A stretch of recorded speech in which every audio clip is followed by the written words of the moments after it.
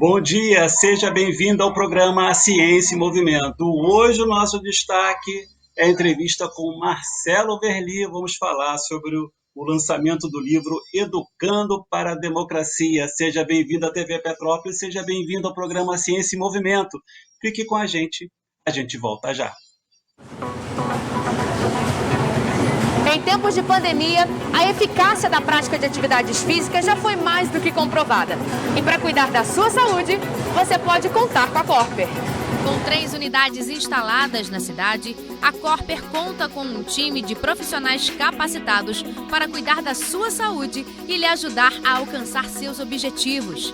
Aqui vocês encontram ambientes modernos, com novos equipamentos para musculação e aeróbico. Além, é claro, das famosas aulas coletivas, que incluem ritmos, bike indoor, jumping, step fit, ginástica carioca, fit dance, entre outras. Na Corper você encontra também nutricionista e excelentes avaliadores físicos que vão dar um up nos seus treinos.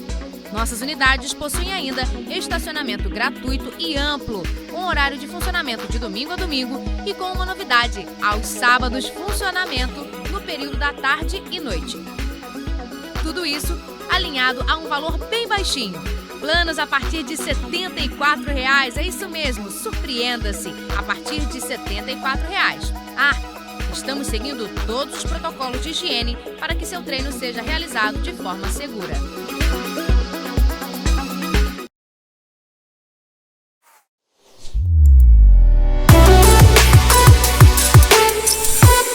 Assista também pelo YouTube. Estamos de volta com o programa Ciência em Movimento. Seja bem-vindo à TV Petrópolis. Hoje a nossa entrevista é com Marcelo Verli Lemos. Marcelo, professor universitário, cofundador do InovaFri, Nova Friburgo, doutor em Políticas Públicas e Formação Humana pela UERJ, mestre em Engenharia de Produção pela COP, UFRJ, MBA em Administração Pública pela FGV e secretária de Educação, Ciência, Tecnologia e Administração de Nova Friburgo em vários períodos recentes da história da cidade. Marcelo Verli, obrigado pela sua presença. Já não é a primeira vez que você está aqui no programa. Já fizemos outros 2 programas, se não me engano, falando sobre o Código de Inovação de Nova Friburgo. Aliás, eu falo muito sobre o marco que vocês fizeram aí na cidade. Hoje nós vamos falar sobre o livro Educando para a Democracia. Eu acho que foi um tema assim, que está bem atual. Mas antes de falar sobre o livro, eu queria que você fizesse um briefing rápido, um resumo rápido sobre como é que anda o ambiente de inovação em Nova Friburgo com o novo código. Assim, rapidamente, só para a gente atualizar esse assunto. Bom dia, boa tarde, boa noite, Márcio. Te agradecer mais uma vez pela oportunidade. É uma honra participar pela 3ª vez do seu programa. E já fica aqui um convite, nós temos aqui um programa também em Nova Friburgo, para você falar sobre a sua experiência na área de inovação, de empreendedorismo, tanto em Petrópolis quanto agora em Maricá. Tenho certeza que vai contribuir muito para a gente. O código foi aprovado no final de 2020 e agora ele precisa ser regulamentado. Como nós sabemos que todo início de governo leva um tempo até que as coisas entrem nos eixos, nós nos reorganizamos como InovaFri, criamos vários grupos de trabalho, 4 grupos de trabalho, e estamos nos debruçando sobre o código, analisando as diversas temáticas, as diversas áreas, aquilo que está previsto para a implementação, para que então a gente ofereça mais uma contribuição ao Executivo, uma espécie de passo a passo de como implementar o código. A gente está exatamente nesse momento trabalhando em conjunto, várias instituições, vários profissionais, para esmiuçar o código, transformando uma ferramenta bastante efetiva e prática. A expectativa é positiva, sabemos, como falei, todo início de gestão leva um tempo até que as coisas se organizem, mas nós já estamos trabalhando praticamente toda semana em reuniões para propor mudanças e ajustes no processo de inovação da cidade, que a gente acredita que tenha grandes condições pela qualidade das instituições, tanto acadêmicas, universitárias, de pesquisa, a sociedade civil organizada, entidades representativas do segmento empresarial, o próprio governo nas suas diversas esferas, enfim, a gente acredita que dentro de algum tempo a gente comece a conseguir tirar do papel a proposta do código. E um elemento inicial, que eu acredito que já em 2021 será efetivado, é o prêmio Inova Nova Friburgo. a gente vem conversando sobre a possibilidade de reconhecer instituições, pessoas que têm contribuído com a inovação na cidade. Então, em linhas gerais, a gente está nesse pé hoje em relação ao Código de Inovação. É muito bom, Verli, porque é claro que uma lei não resolve, não cria um ambiente assim de uma hora para outra de inovação na cidade, mas ela estrutura, ela regimenta, ela estabelece alguns parâmetros que são necessários para a cidade, e o papel do Estado é muito importante, o papel aí do governo local é muito importante, a articulação também com a sociedade civil, os empresários, as instituições de ensino superior, técnicas, tecnológicas, também é muito importante para que se crie-se aí um ambiente positivo para inovar. Então, assim, muito legal, parabéns aí a toda a cidade, parabéns para você, que eu sei que teve na frente aí desse processo durante muito tempo, então, sucesso para vocês aí, a gente fica atento aí para as novas notícias da cidade. E não podemos nos esquecer de te agradecer, né, Márcio? Que você teve um papel importantíssimo aqui no início das discussões, você participou com a gente aqui da audiência pública no Legislativo Municipal, já fazendo um link até com a nossa temática do livro. O Legislativo tem um papel muito importante. Tenho certeza que as sementes que você plantou aqui vão germinar e vão dar frutos muito positivos para a cidade. Bom para todos nós, né? Eli, vamos falar sobre o seu livro, então, né, Educando para a Democracia. Eu acho assim, um livro extremamente pertinente no dia de hoje. Eu lembro uma vez que eu escutei uma notícia lá fora, lá nos Estados Unidos, havia tido um atentado contra um senador, e as TVs falavam assim, nós estamos no processo de amadurecimento da democracia, isso nos Estados Unidos, né? Aquilo me chocou, é um processo de amadurecimento, quer dizer, a democracia já não está pronta, né? Então, assim, aí aqui no Brasil a gente acha que a democracia está pronta, né? Você elege, vota e parece que está pronto, né? E você vem com o seu livro, Educando para a Democracia, quer dizer, é um processo contínuo. Explica aí para a gente qual foi a motivação que você, né, teve assim para escrever esse livro. Pois é, Márcio, uma experiência muito interessante. Primeiro, um pano de fundo que eu acho que é interessante ressaltar nesse momento. Toda vez que eu assumi novos desafios profissionais e me deparei, né, com os obstáculos, com as dificuldades e também com as oportunidades, eu busquei formações adicionais e, em geral, os meus trabalhos que permitiram a conclusão dos cursos caminharam na direção desse aprofundamento. Foi o que aconteceu quando eu fiz o mestrado em engenharia de produção, por exemplo. Eu estudei o fenômeno das incubadoras de empresas. À época, eu era responsável por uma incubadora de empresas de base tecnológica e procurei fazer esse estudo. Quando eu assumi, da primeira vez, a Secretaria Municipal de Educação, nós sempre sabemos que os recursos orçamentários eles são escassos diante das demandas. Então, eu procurei, na época, cursando o MBA em Administração Pública na FGV, fazer um estudo sobre o orçamento na área de educação do município de Nova Friburgo. Foi um trabalho também muito interessante.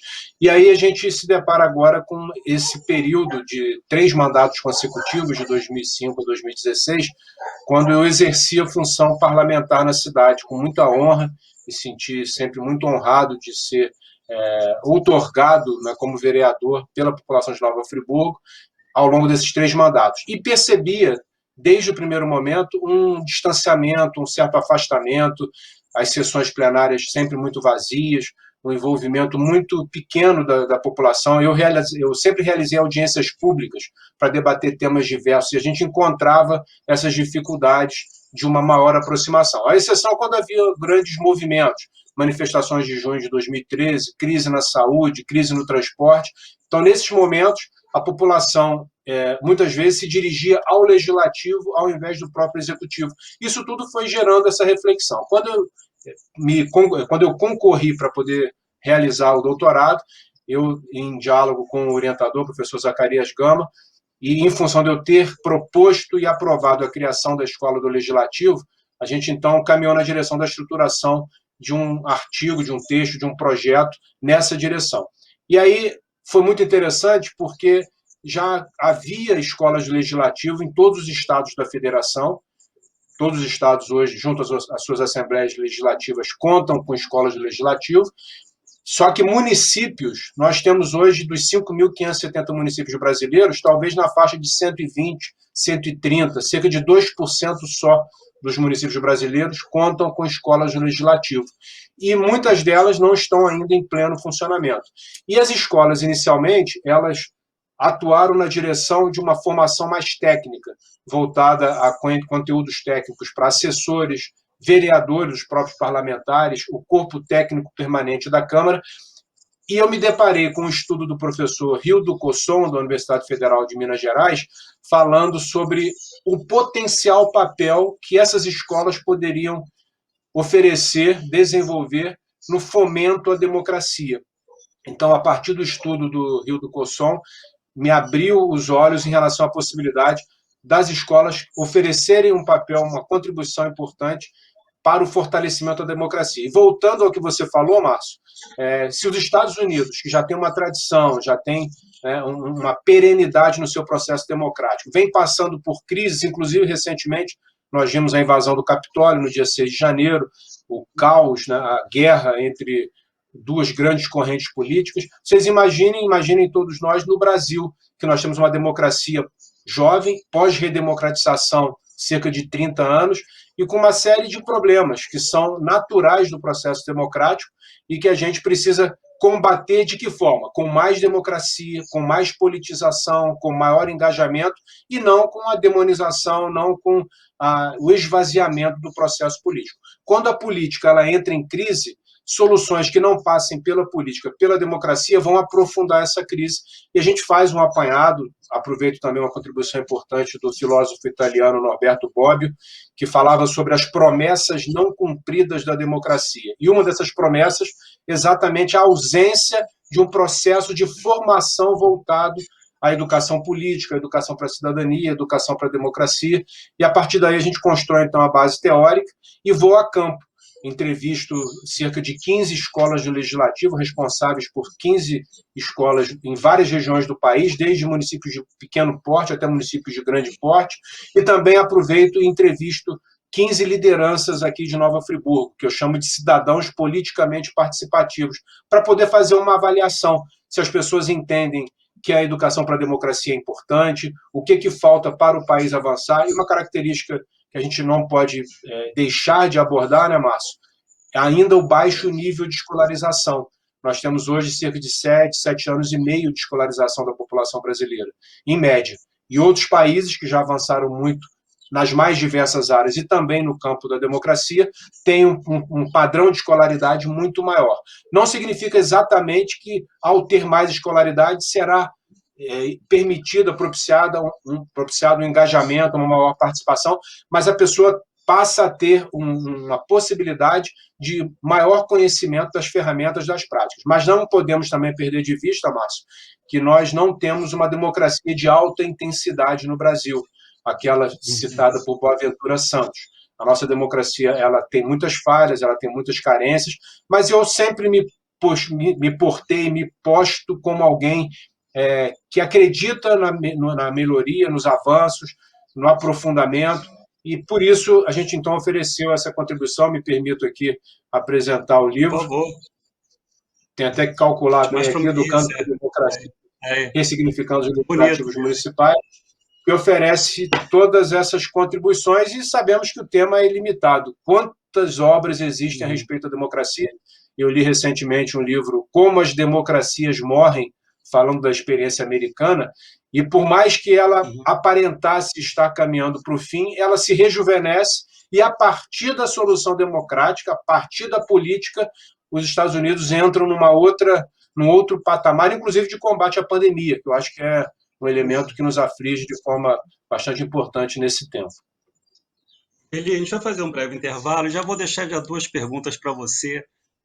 Primeira se há uma escola de legislativo, de democracia, aí em Nova Friburgo, e como é que essas escolas funcionariam, qual a proposta delas junto à sociedade.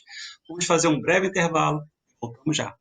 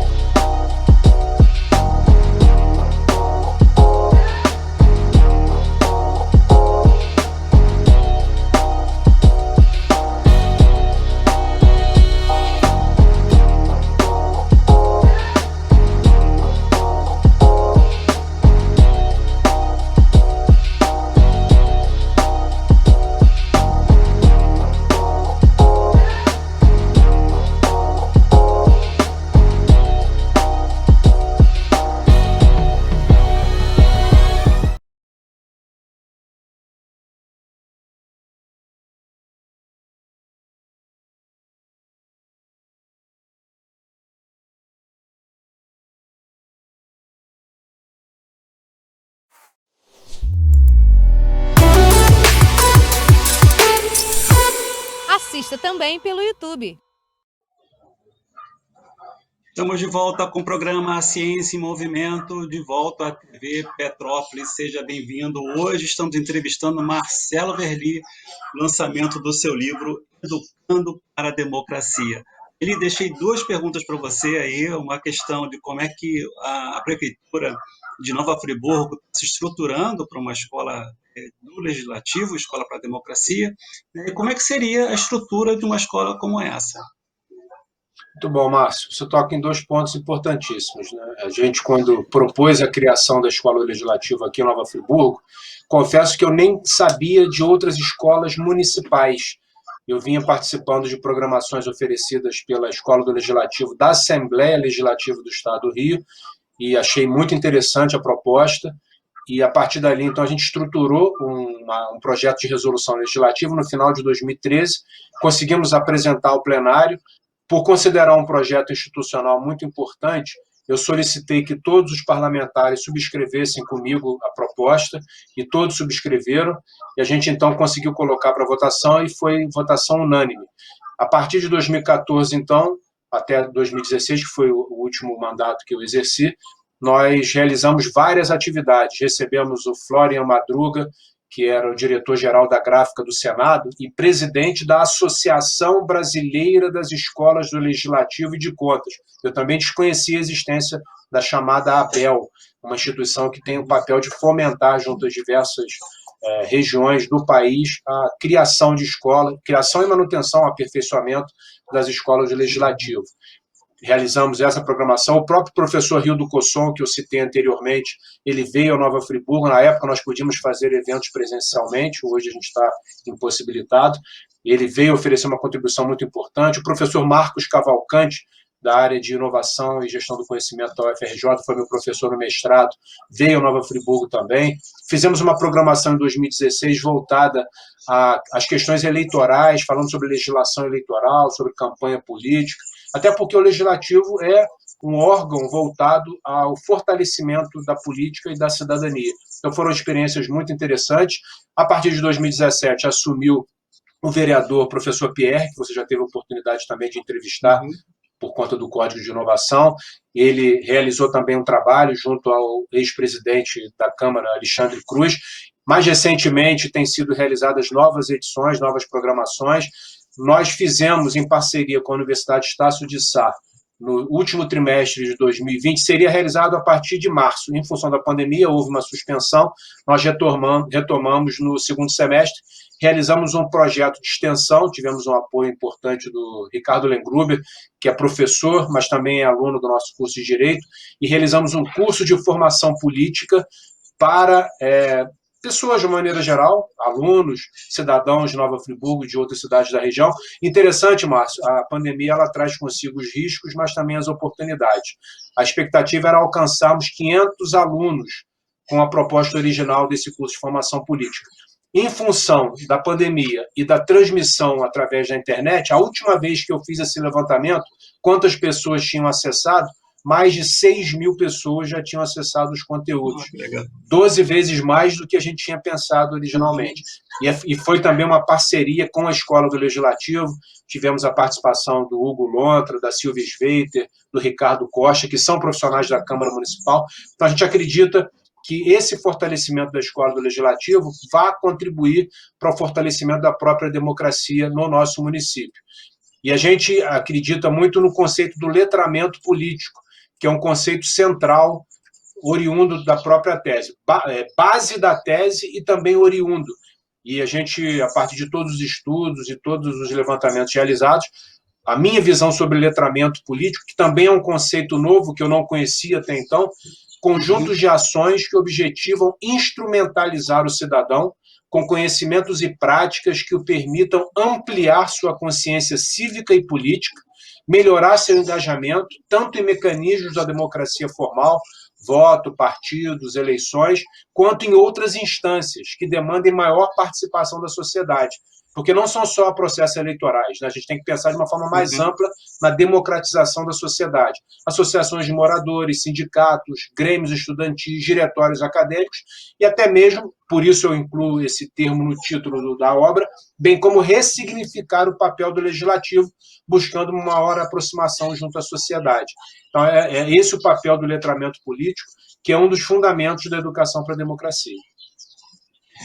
Verli, como é que essa escola chega até a escola de ensino médio? Porque a gente constrói uma democracia lá da base, né? Sem dúvida, sem dúvida. Verdade, Márcio. Você toca num outro ponto essencial.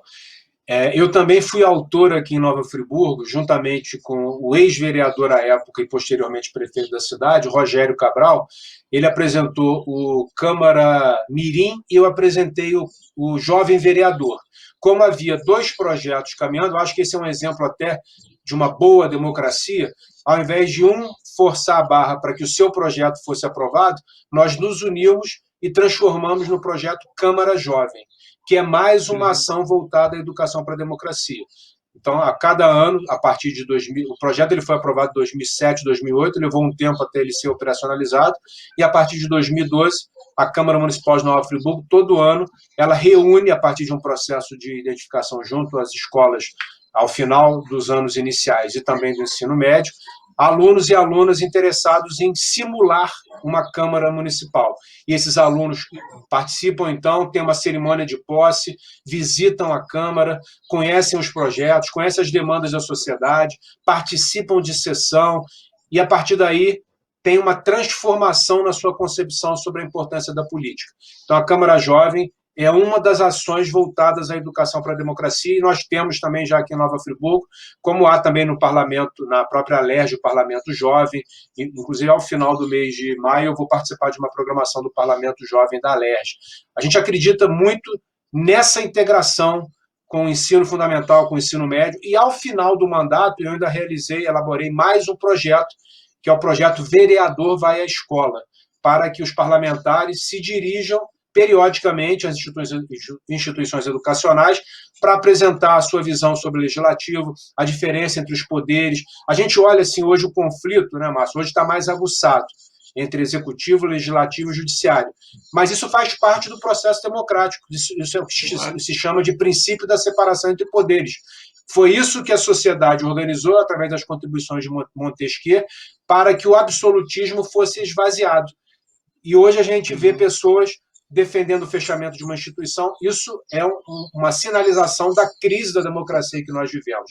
E a partir das crianças, dos adolescentes, sem nenhum tipo de direcionamento ideológico, é importante a gente esclarecer isso, mas que as pessoas saibam todas as correntes, tudo aquilo que existe no processo democrático, por que as instituições se organizam para que você possa parametrizar e, a partir daí, tomar as devidas decisões que estejam eivadas, né, da democracia no sentido do rito procedimental, passa pela Comissão de Justiça, passa pela Comissão de Finanças, passa por uma comissão técnica, vai a plenário e por aí vai. Então, é um aprendizado que a gente precisa desenvolver dia após dia. Verli, estamos encerrando o nosso programa. Rapidamente, como comprar o seu livro? Vamos lá. Primeiro, nessa quarta-feira, dia 12 de maio, às 19h30, a gente vai realizar uma live. Quem tiver interesse e assistir antes, pode fazer contato através do WhatsApp 999175577, que eu disponibilizo o link. Já temos aqui na Arabesco, que é uma livraria de Nova Friburgo, e através desse mesmo WhatsApp a gente vai oferecer a possibilidade da aquisição da obra. E, mais uma vez, Márcio, te agradeço pela sua disponibilidade, e depois vamos combinar uma participação sua aqui em Nova Friburgo para você oferecer contribuições também para a nossa comunidade. Um grande abraço a todos os amigos e amigas que nos acompanharam. Verli, foi um prazer, obrigado pelo convite, e a gente vai conversando, e qualquer novidade, Nova Friburgo, a gente volta aqui com o maior prazer. Obrigado pela sua companhia, obrigado, Verli. Um grande abraço, obrigado a todos aí, até a próxima, um forte abraço, tchau. Tchau.